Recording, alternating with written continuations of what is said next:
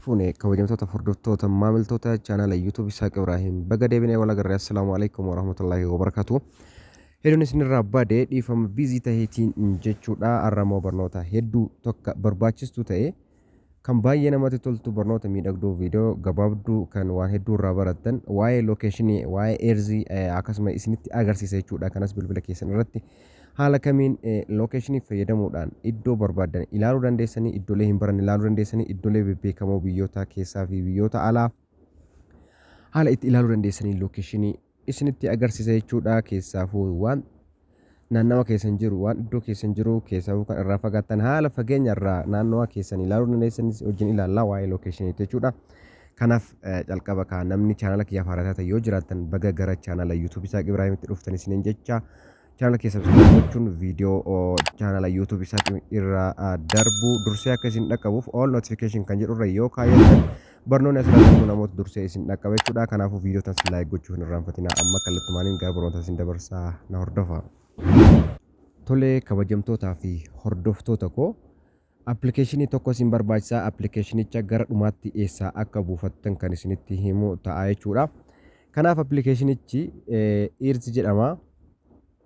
Appilikeeshinicha isa as biratti argitan kana Eerz jedhama. Appilikeeshinii baay'ee barbaachisaadha jechuudha. Appilikeeshiniiwwan maappii kan agarsiisan lookeeshina kan agarsiisan hedduutu jira garuu kun isa adda ta'edha jechuudha.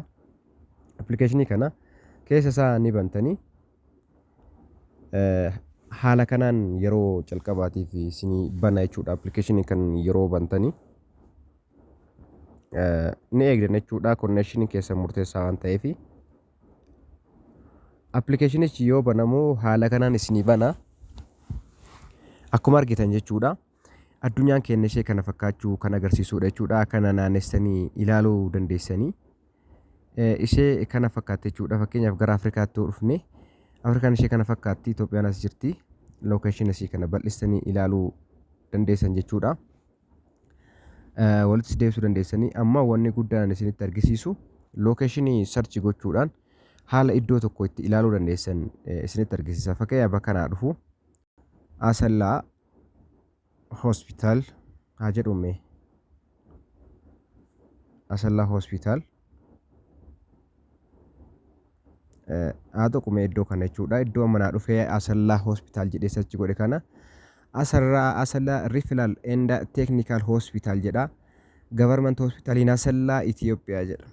Isa kana kilik gootanii bantu. Naannessee isinii fida. Haala inni isinii fiduun ilaalaa callisaati. Baay'ee kan isin dinqu baay'ee tokko kan isin dinqu callisaati ilaalaa. Asallaa Referral and Technical Hospital jedha. Suuraalee adda addaa illee naa fida kun suuraan kun kan Asallaa Referral Hospitalitti jechuudha. Haala kanaan erga naa fidee suura ilaaluu danda'a tokko. Kun iddoo yuunivarsiitichaati jechaadha. Asii ni baame fakkeenyaaf hamma haala amma argitan kanaan Asallaa kun iddoo kana hospitaalichi bakka kana ta'uu diimaadhaan natti argisiisa. Bal'ifadhee ilaaluu danda'a hagadhuma. Callisaatiin namoonni beektan ilaaluu dandeessu iddoo kana. Iddoolee isin beektan tokko tokko immoo kan isinitti argisiisu ta'a magaalota gurguddoo akka Adaamaa fi Finfinnee fudhadhee jechuudha.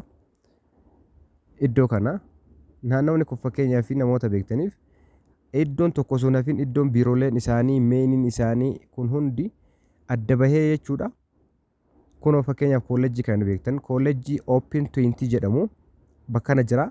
Hospitaalichi immoo asiin kallattii kana jira. Even daandileen jechuudha. Karaaleen keessa oofan as biratti mul'atu jechuudha. Waan tokko osoo nafin jechuudha.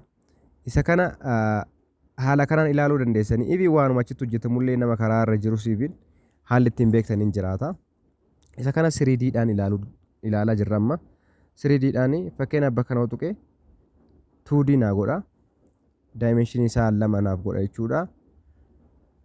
College of Health Science, College Fayyaa Arsii University as bira jira kunoo. Haala kanaan ilaaluu dandeessanii waan baay'ee namatti toludha jechuudha. Ani baay'ee jaalladheeti jira. Mee fakkeenyaaf innoolee biraa sarchi goonee wajjin ilaallaa. Qe'uma keessanuu haala kamiin magaalota xixiqqoo gurguddoo magaalaa barbaadanii itti galchitanii ilaaltan lookeeshinii naannawa keessan isinii fidaa jechaadha. Kanaaf haala kanaan ilaaluu dandeessanii even magaalaan guutuullee maal akka fakkaattu ilaaluu dandeessu. Magaalaan guutuun haala kana fakkaattii walitti qabdanii jettan caafii hanga caafii isinitti argisiisan magaalaan Asallaa maal akka fakkaattuuf hin jechuudha. Kunoo haala kana namas jirti kana ilaaluu dandeessanii bal'istanii ilaaluu dandeettanii naannoleen isin hin beekne iddoon isin hin beekne iddooleen gurguddaan akka hospitaalaa asitti argamu. As keessaa immoo baatanii jechuudha. Fakkeenyaaf magaalaa biraa as biratti search yoo goone mee fakkeenyaaf anamma fakkeenyaaf akka magaalaa Jimmaa mee search haa godhu. Jimmaa City search godhees jira mee fakkeenyaaf amma Jimmaa Itoophiyaa CTV Hotel Jimmaa Itoophiyaadha kunoo irratti yoo tuqe jechuudha. Guutuu ishii location iddoon isiin irra jirtu haala teessuma isii iddoolee bebbeekamoo gurguddaa haala kanaan jechaadha. Barbaadee search godheeti ofii isaatii location kuni naa fida jechuudha. Fakkeenyaaf kun amma kunis achi suuraalee isinitti argisiisa. Suuraalee akka daddabarsanii yoo ilaaltan magaalaa san ta'uu isinitti kan agarsiisudha jechuudha.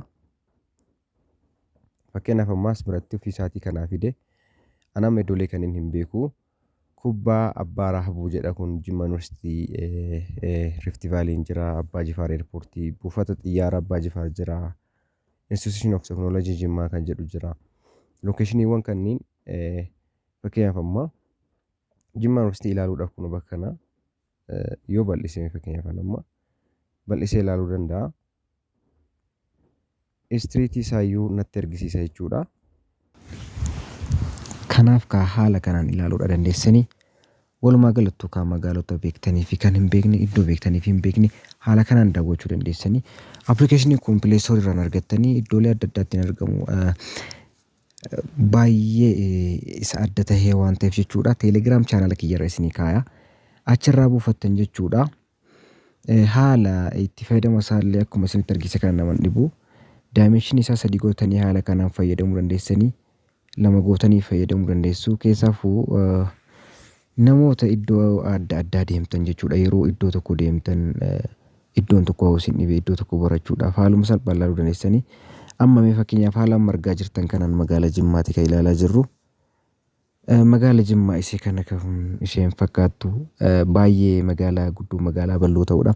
Namoonni beekne magaalaa guddoo ta'uu isaa haaluma kanaan mirkaneeffatanii iddoolee adda addaas keessatti ilaalu jechuudha. Kunu isinittiin himu bal'inni isiidha maal akka fakkaatu baadiyyaawwan ollaa magaalaa sanii jiranis mul'atu. Magaalaan Jimmaa haala kanaan naannoftee haala kanaan kan mul'attudha jechuudha.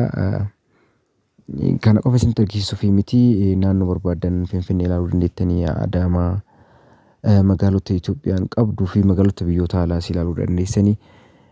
Kanaafuu faayidaa guddaa of keessaa qaba. Namni itti fayyadamu barbaade itti fayyadamaa isiniin jedha. Haala itti fayyadama isaa isinii dhibee kan na gaafatan ta'a. Appilikeeshinii kana immoo Telegram channel kiyya join godhaatii erga join gootan achitti kan isiniif dhufu ta'a. Achirraa gad buufattanii achuma description boxii keessa isiniif kaa'a jechuudha Telegram channel kiyya.